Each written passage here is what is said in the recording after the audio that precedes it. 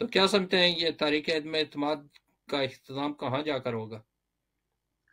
जी, ये तहरीक अदम एतमाद तो एक तरह से अब मजाक बन गई है। रोज जो है ना, हम जिस भी टीवी चैनल पे बैठते हैं रोज ही उसके ऊपर होती है जी 48 घंटे हो गए, 42 घंटे हो गए। तो इसमें किसी को शक नहीं होना चाहिए कि ऑपोजिशन जमीन आसमान का जोर लगा रही है कि इमरान खान को किसी ना किसी तरीके से फारिग करना है। इसमें हम्म। ऑपोजिशन की संजीदगी के ऊपर आप शक नहीं कर सकते।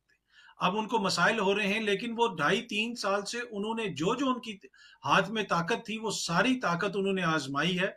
और वो भरपूर कोशिश कर रहे हैं, जिसमें हमारे जो पहले मोजिस कॉलर थे उन्होंने भी जिक्र किया, जिसमें फाइनेंशियल चीजें भी शामिल हैं कि सब कुछ कोशिश की जा रही है कि हुकूमत को किसी ना किसी तरीके से गिराया जाए।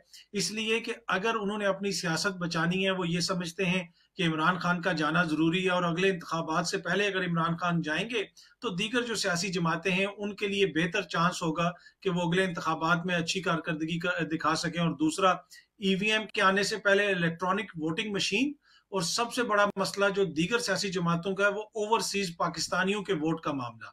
वो ओवरसीज पाकिस्तानियों को वोट का हक नहीं देना चाहते, इसलिए कि उनको पता है कि अगर ओवरसीज पाकिस्तानियों को वोट का हक दिया गया तो एन मुमकिन है कि उसमें से मेजोरिटी वोट ऐसा हो जो उनकी मुखालफत में पड़े। तो ये 2-3 चीजें ऐसी हैं जिसके ऊपर अपोजिशन की ये ख्वाहिश होगी कि अगले इंतखाबात से पहले इमरान खान साहब को जल्दी से जल्दी फारिग किया जाए। ताकि ये सारा सेटअप ना कर सकें। जी। ये बताइएगा कि पंजाब को टारगेट किया हुआ है और पंजाब में जो गेम है सारी वो चौधरियों के गिर्द घूम रही है।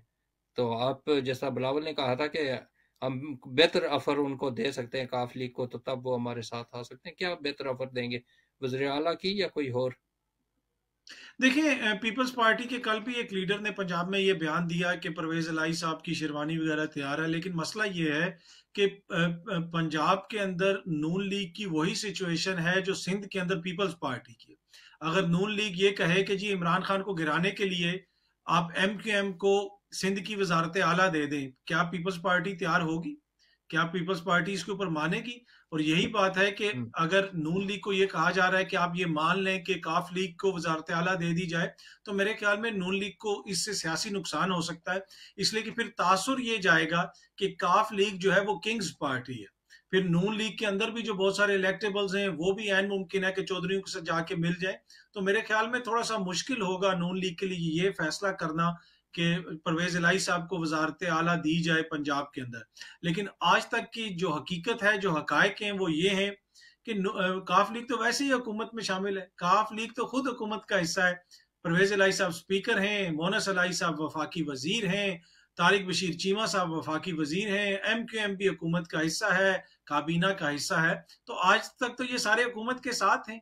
मसला तो अपोजिशन के लिए बना हुआ है कि वो नंबर किस तरह पूरे करेंगे। ये जो तासुर दिया जाता है कि उनके नंबर पूरे हो गए, 20 बंदे पीटीआई से उनके साथ शामिल हैं, 30 बंदे वहां से शामिल हैं, आज की तारीख तक उनके नंबर पूरे नहीं हुए।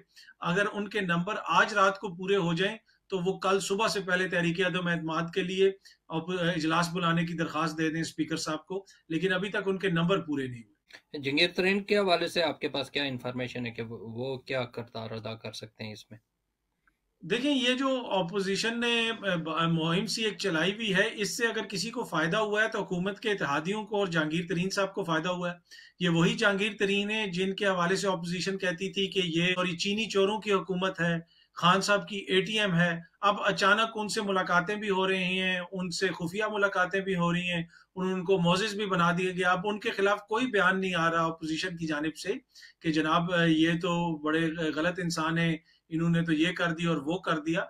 दूसरी जानिब अगर आप देखें तो खान साहब ने भी तरीन साहब को फोन किया, तरीन साहब की सेहत के हवाले से उनसे पूछा और उनसे बातचीत की। दीगर लोगों से भी खान साहब राब्ते कर रहे हैं। तो अगर खान साहब की हुकूमत पहले ही इत्तेहादियों के साथ और अपने लोगों के साथ चलती तो मेरे ख्याल में आज खान साहब को आखिरी मौके के ऊपर उनसे राब्ते करने की जरूरत ना पड़ती। पहले ही आप उनको साथ लेके चलते, और जिस किस्म के पाकिस्तान में सियासत होती है वहां पे थोड़ी सी ऊंच नीच होती है और आपको लोगों को साथ लेके चलना पड़ता है। बिल्कुल अगर आप ये समझें कि आप इत्तेहादियों को कुछ देंगे नहीं और लोगों के लुक आफ्टर नहीं करेंगे सियासी तौर पे, तो फिर भी वो आपके साथ रहेंगे, ऐसा नहीं होता। मुझे यही लगता है कि अभी खान साहब के ऊपर जो थोड़ा प्रेशर है, वो उनकी जो 3 साल की हुकूमत की कुछ तरीका कार है, उसमें उसका भी थोड़ा बहुत किया धरा है। अगर उनके रवैये थोड़े से मुख्तलिफ होते हैं माजी में, तो आज उनके ऊपर इतना प्रेशर ना होता।